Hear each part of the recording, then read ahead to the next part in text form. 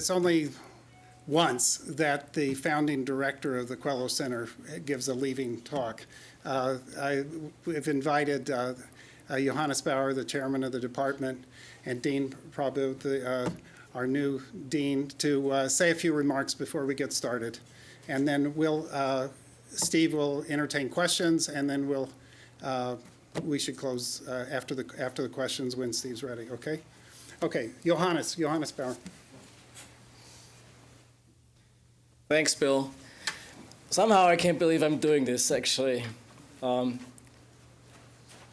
It has been a long time that seemed like a moment. I mean, Steve and I had an email exchange last night about his coming to Michigan State University, and I had this vague recollection that he gave an opening talk, and he said, well, you may be right, but I don't remember.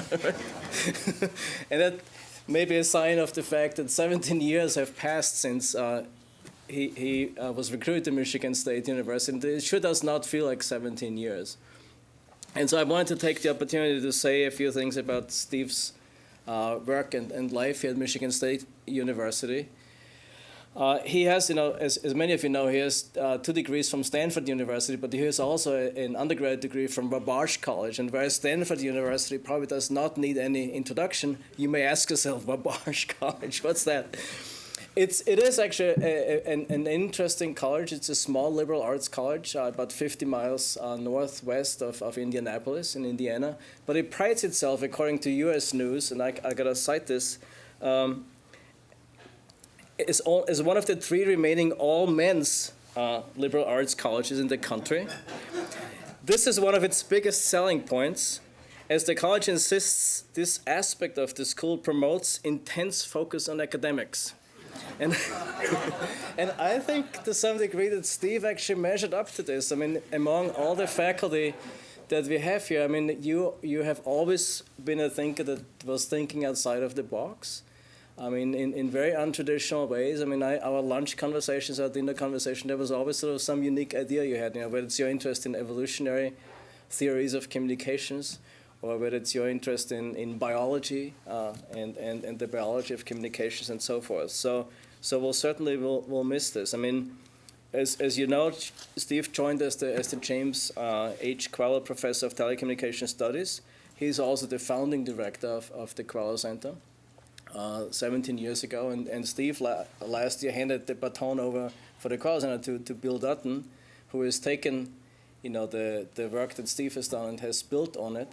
But without you here, the center would not be where it is today. So one of your legacies here at Michigan State University is the building of the center to make it a nationally and internationally known center of research and an innovative place where innovative events could take place. I mean, of the many events that the center did, maybe some outstanding ones would be an event in Washington, D.C. just recently with 6 former Federal Communications Commission commissioners, covered by C-SPAN, which does not really happen frequently with work that is happening at Michigan State University. There was also an innovative seminar co-sponsored with Georgetown University on the governance of social media. Something that is very, very timely and is actually in the process of being a special issue of one of the leading journals in the field. Or a 2-day workshop on spectrum policy here at Michigan State University, which also was, for many people who participated, actually a shaping event. I mean, among many of them advocates who later became very influential in Washington, D.C. Academically, Steve has published 7 books, co-authored or co-edited. Most recently, the Handbook on the Economics of the Media, that just appeared this year or is in the process of being published. Of course, probably his evergreen contribution was, together with Bruce Owen, Video Economics, which, although published in 1992, continues to be a must-read for everybody in the field. Just shows how lasting that legacy of the thoughts and the ideas that are incorporated in this book. Steve's research has evolved over time from traditional media focus, cable TV focus, to over-the-top internet-based media. And so he has always sort of, as the industry evolved and technology evolved, he has adapted his research agenda.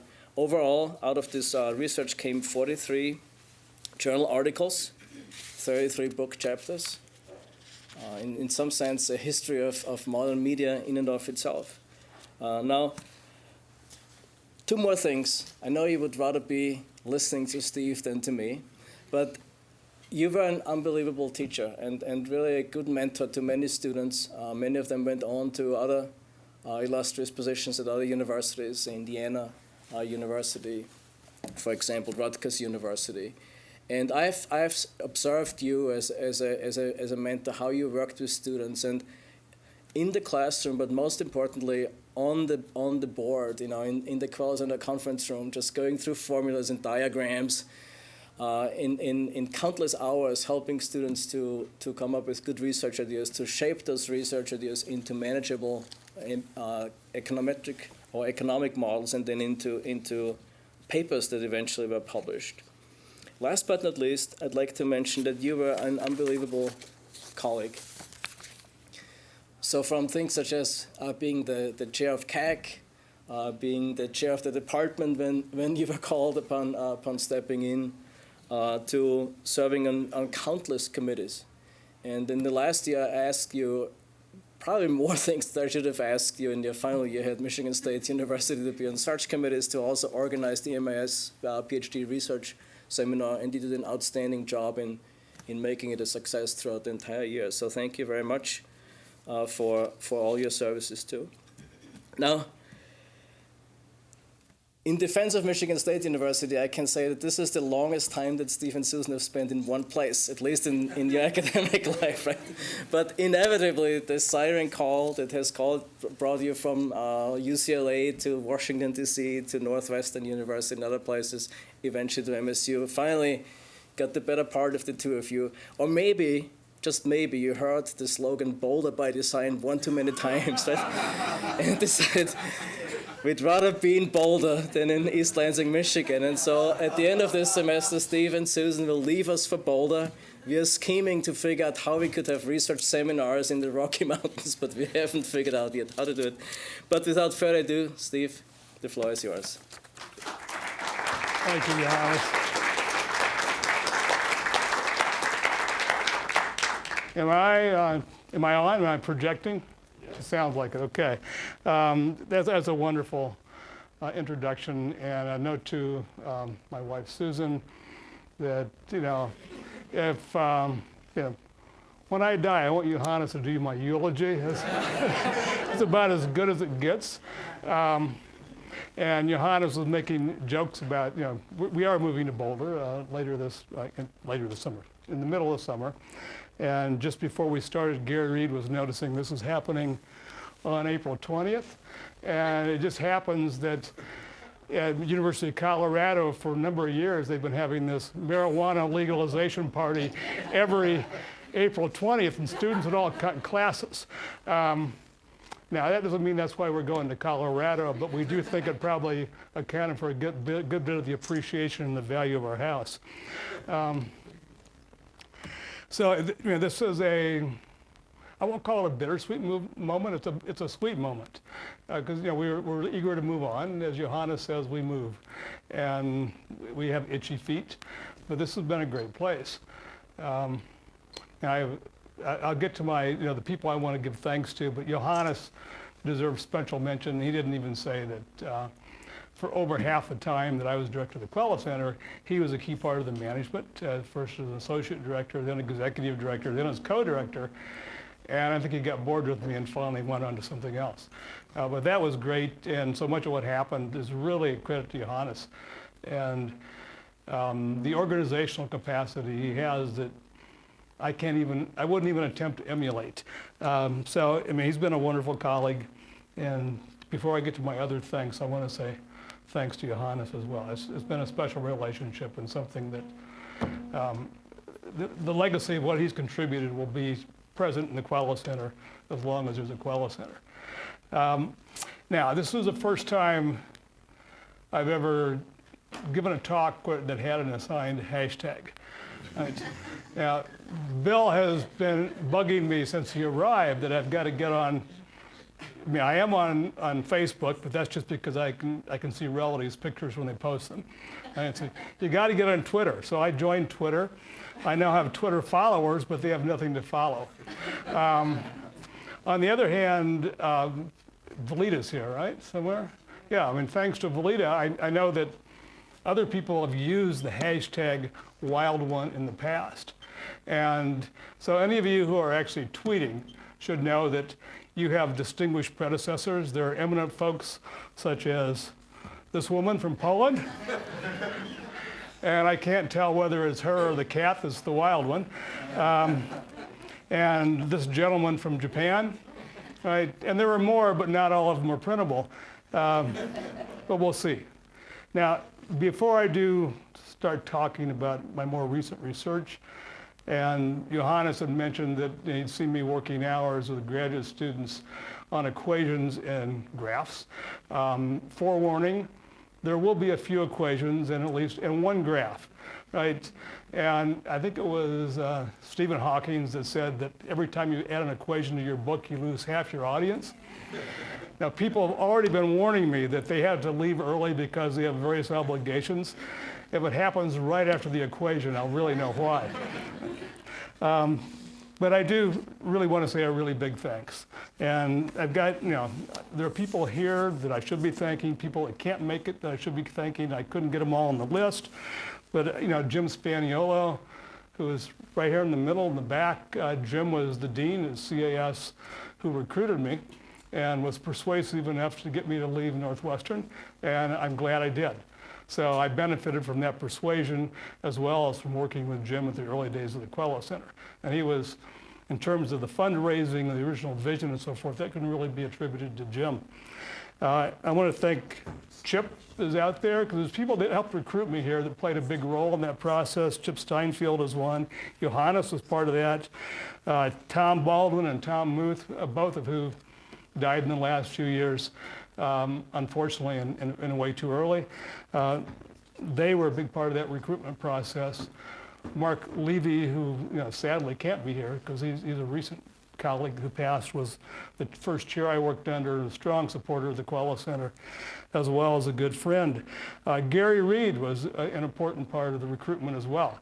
He's the person who gave me my tour of the building and pointed to me where the separate parts join so you can insulate the part where you have the sound recording equipment from the rattling and the small earthquakes that come about when they unload the coal at the power plant. And I guess that won't happen anymore because we're shifting to gas, but that's after I leave.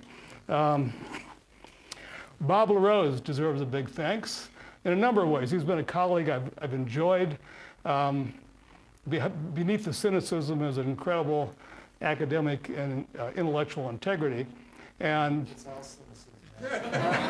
yeah, as I was walking down the hall to come down here to check out the laptop, he asked me if he would learn anything, and I said I didn't know.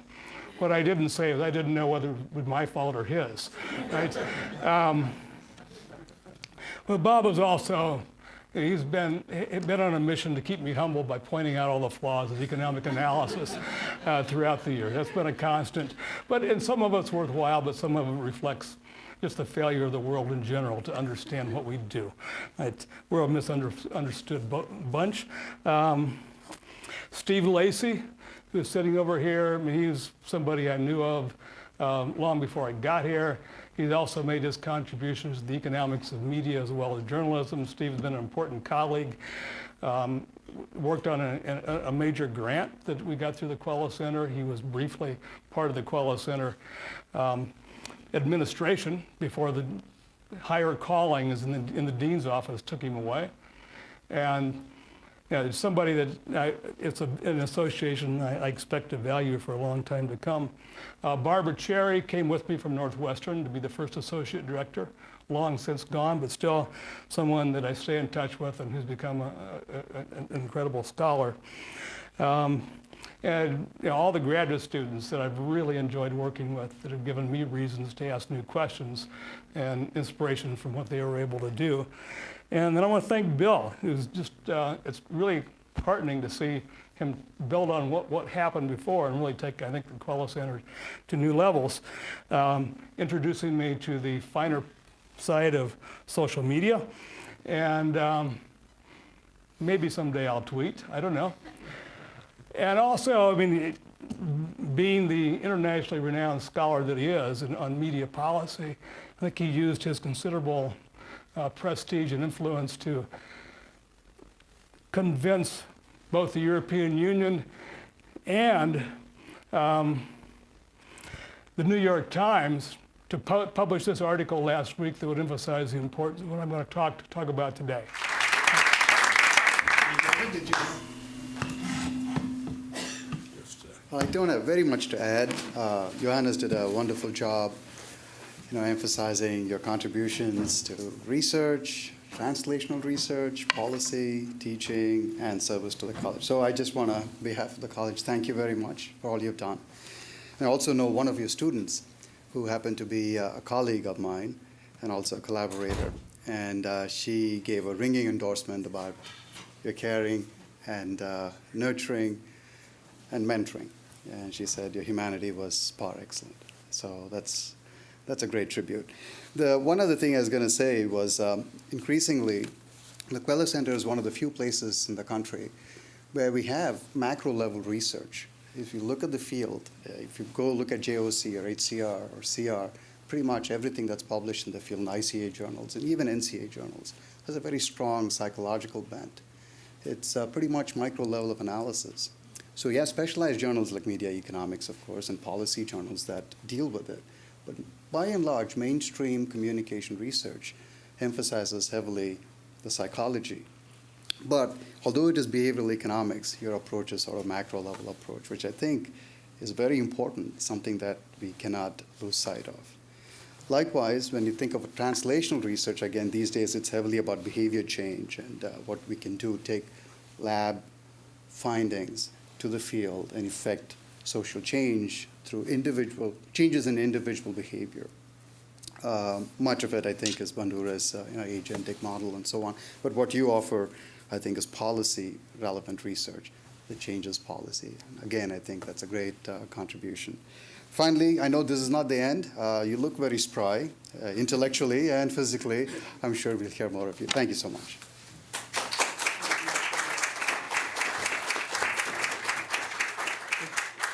On behalf for the college and from the department, the Quello Center wants to present you with an analog gift, because we know you won't be on Twitter. Too costly to switch, but anyway, something to remember us. Thank you, yes. Open it now? Yes, please. Okay. You have to pretend to like it.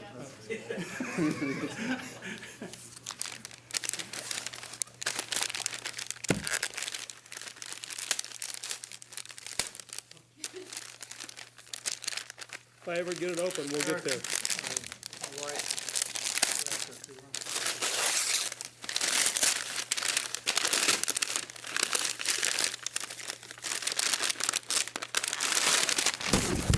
I do like it. It's a picture of me. Thank you very much. This is special to me. The Quello Center has been special. It's been nice getting no bill for the last year. And even though we spar, Bob's comments were actually very useful, and they will start to be incorporated, stuff on cues and so forth. People have made a big, there are traces that sort of run into rivers that are from the comments and observations and discussions I've had here. And so sometimes you can't even identify the source, but you know it's there. So I've benefited, and I like the people here. This is, for the junior people, you don't know, unless you've been in a different situation, you don't know what it's like to work in an environment where people don't get along. And that's been one of the great things we've had here. And I've really enjoyed all of you, and I hope to do so in the future. So thank you. Thank you.